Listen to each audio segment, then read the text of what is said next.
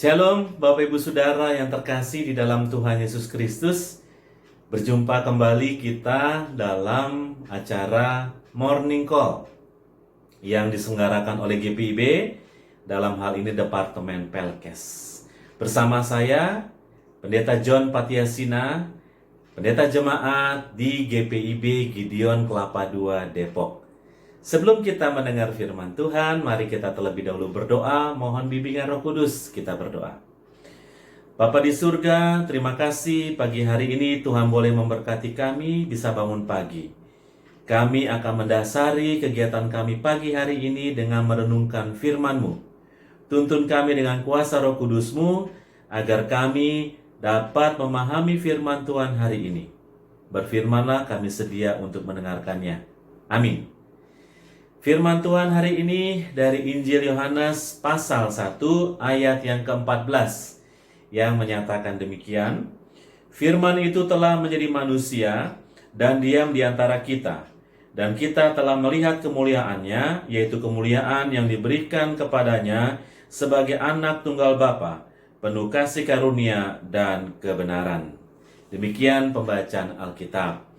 Bapak Ibu Saudara yang terkasih di dalam Tuhan Yesus Kristus, kemampuan berpikir kita itu terbatas, terutama pada hal-hal yang menyangkut logika atau nalar kita. Contohnya ada orang yang kena penyakit, dikategorikan penyakitnya sudah stadium 4, tidak mungkin sembuh, tiba-tiba disembuhkan oleh kuasa Tuhan. Ada juga orang yang mungkin kecelakaan, kendaraannya hancur, tapi dia selamat dan tidak ada satupun yang terluka. Itu pun karena keajaiban dari Tuhan. Jadi di sini kita terlihat atau kita bisa melihat bahwa otak kita itu sangat kecil, sedangkan Tuhan itu maha kuasa. Oleh karena itu firman Tuhan hari ini akan berbicara bagaimana Allah yang kadang-kadang sangat sulit untuk dipahami. Khususnya dalam bacaan kita, Allah yang menjadi manusia. Oleh karena itu firman Tuhan hari ini mau membahas tentang hal tersebut. Injil Yohanes ingin menyampaikan bahwa Yesus adalah firman Allah yang hidup, yang menjadi manusia dan tinggal di antara kita. Hal ini diungkapkan oleh Yohanes untuk melawan ajaran palsu yang pada saat itu sedang meragukan yang namanya Yesus sebagai Tuhan yang menjadi manusia. Yesus diragukan bahwa dia hanyalah manusia biasa, dia bukan Tuhan. Di sini juga diungkapkan dalam Injil Yohanes bahwa Yesus adalah Raja Penyelamat yang dinubuatkan dalam Perjanjian Lama, dan siapa yang percaya akan memperoleh hidup yang kekal. Nah, bacaan kita pada hari ini, Yohanes memulai pengantar Injilnya dengan memperkenalkan Yesus sebagai firman yang hidup. Yesus disebut firman atau logos dalam bahasa Yunaninya karena yang pertama, Yesus menyatakan Allah, pikiran Allah, dan kehendak Allah. Segala sesuatu yang menyangkut Allah ada dalam diri Yesus. Kemudian dikatakan lagi Yesus disebut firman karena kata-kata Allah yang tertulis terwujud dalam diri Yesus. Artinya orang dapat melihat firman Allah melalui kehadiran Yesus yang menyampaikan firman Allah tersebut.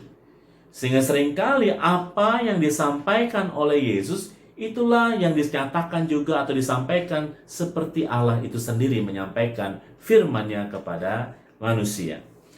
Nah, bacaan kita pada pagi hari ini mempertegas bahwa firman atau Yesus itu sendiri telah menjadi manusia. Artinya, Yohanes ingin menyatakan bahwa Yesus itu benar-benar Tuhan yang menjadi manusia.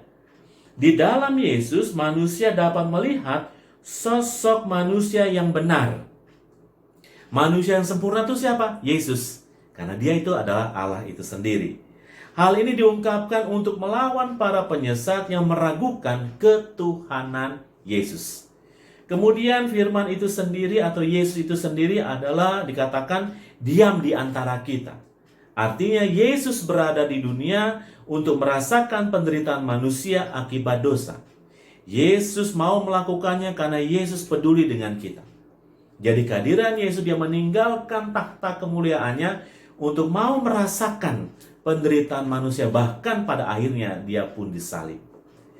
Kemudian dikatakan, dan kita telah melihat kemuliaannya, yaitu kemuliaan yang diberikan kepadanya sebagai anak tunggal Bapa. Di sini Yohanes sebagai muridnya pernah menyaksikan bagaimana kemuliaan Tuhan hadir dalam diri Yesus. Dan di sini juga mau menyatakan Yesus diberi kepercayaan untuk memuliakan Bapanya.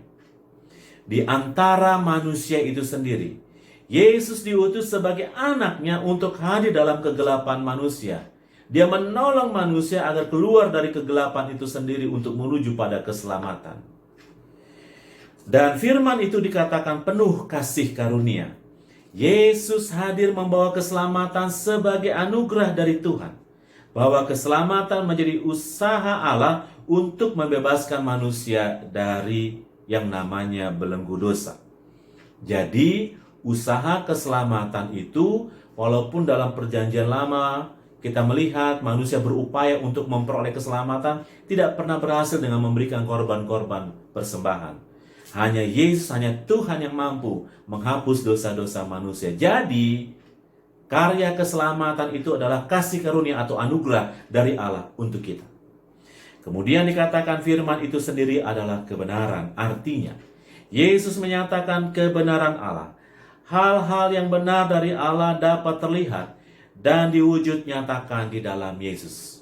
Bagaimana manusia yang benar berkata, lihatlah Yesus. Dan dalam diri Yesus semua tindakannya, kata-katanya semua adalah kebenaran. Karena Allah itu sendiri adalah kebenaran.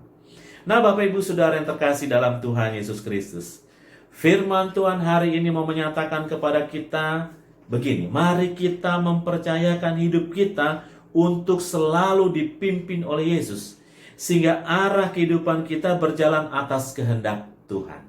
Ya, sekali lagi, kita manusia yang lemah, kita terbatas untuk melihat ke depan, tapi kalau pijakan hidup kita pada kehendak Tuhan, dan kita mempercayakan hidup ini pada kehendak Tuhan dan dipimpin oleh Tuhan, maka hidup kita pasti akan berkenan di hadapan Tuhan dan dikuatkan untuk menghadapi tantangan. Oleh karena itu, hal yang kedua, tidak semua persoalan hidup mampu kita selesaikan.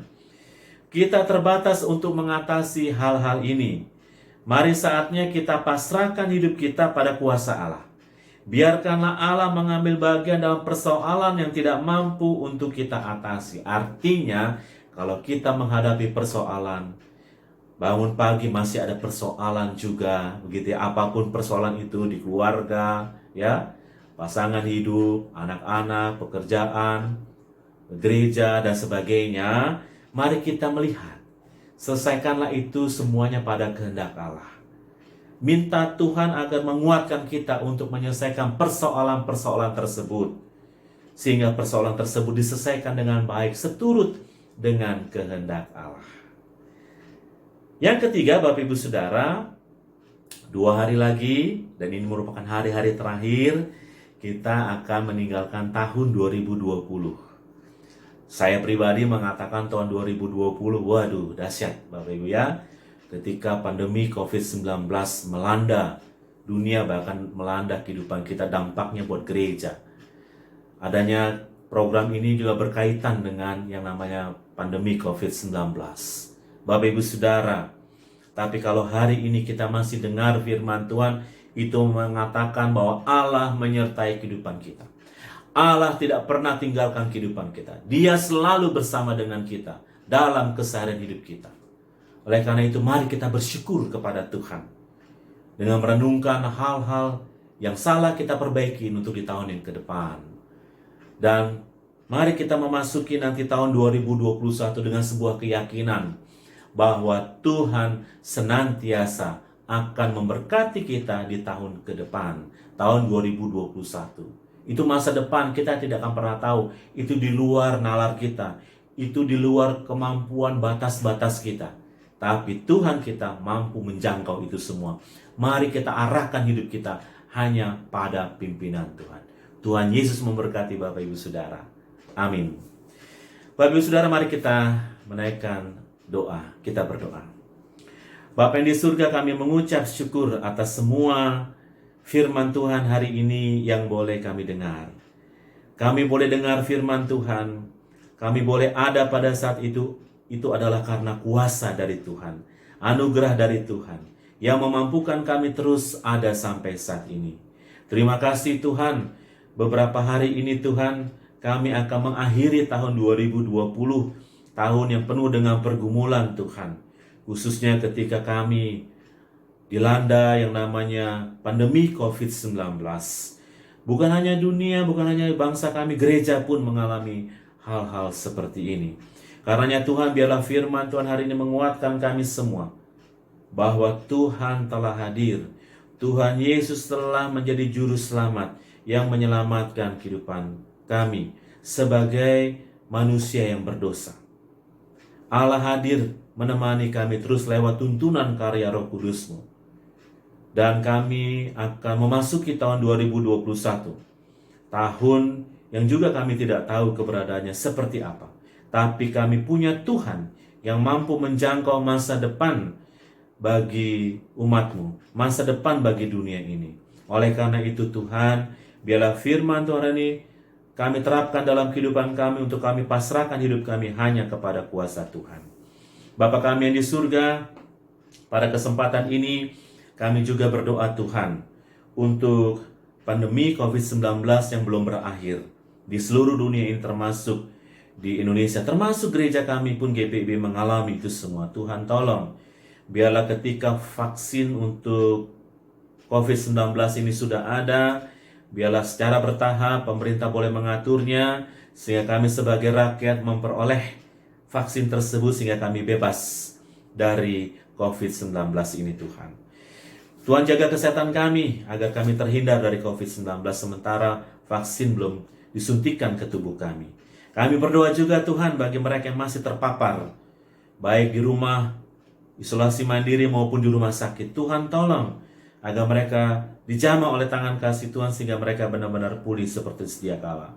Bagi mereka juga yang mengalami duka cita, ditinggalkan kekasih mereka akibat COVID-19 ini, Tuhan juga kuatkan mereka selalu. Berkatilah Tuhan pemerintah, berkati Tuhan juru rawat, dokter, semua mereka yang terlibat terkait menangani COVID-19 ini. Tuhan, jaga kesehatan mereka, beri kesehatan terbaik buat mereka, agar mereka senantiasa terlindungi, terhindar, dan bisa terus bekerja melayani kami sebagai masyarakat dengan baik. Bapa di surga, berkati juga gereja-Mu. Biarlah gereja-Mu tetap menjadi wadah, tetap menjadi alat untuk merangkul mereka yang mengalami yang namanya penderitaan akibat COVID-19 ini Tuhan. Sementara biarlah gereja terus, setiap jemaat boleh menerima kenyataan bahwa kami terbatas untuk datang ke gedung gereja. Bahkan kami masih ada gereja juga yang masih belum bisa membuka gereja karena pandemi COVID-19 ini. Tuhan beri kesabaran kepada jemaat untuk melihat ini semua dengan bijak. Bapa yang di surga, berkati kami semua. Berkatilah Tuhan minggu-minggu pelayanan kami. Berkati kami yang akan memasuki malam tahun baru dan tahun baru. Tuhan memberkati kami. Dan Tuhan berkati kami agar senantiasa kasih Tuhan menyertai kami setiap pribadi maupun keluarga lepas keluarga dimanapun kami berada dengan kasih karunia Tuhan. Berdoa juga Tuhan untuk GPIB, Engkau memberkati Tuhan khususnya Departemen Pelkes yang menyelenggarakan kegiatan morning call dan night call. Tuhan juga memberkati mereka yang terlibat di dalamnya. Kasih karunia Tuhan menyertai mereka semua. Terima kasih Tuhan. Inilah doa kami di pagi hari ini. Dan kami mau alaskan doa kami ini ke dalam satu nama, yaitu Tuhan Yesus Kristus, Tuhan dan Juru Selamat kami hidup kekal selama-lamanya.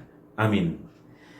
Bapak Ibu Saudara, demikian firman Tuhan, demikian acara morning call kita. Biarlah kasih karunia Tuhan menyertai kita selalu. Tetap sehat, tetap jaga kesehatan kita masing-masing, Biarlah kasih Tuhan memberkati kita. Tuhan memberkati. Amin.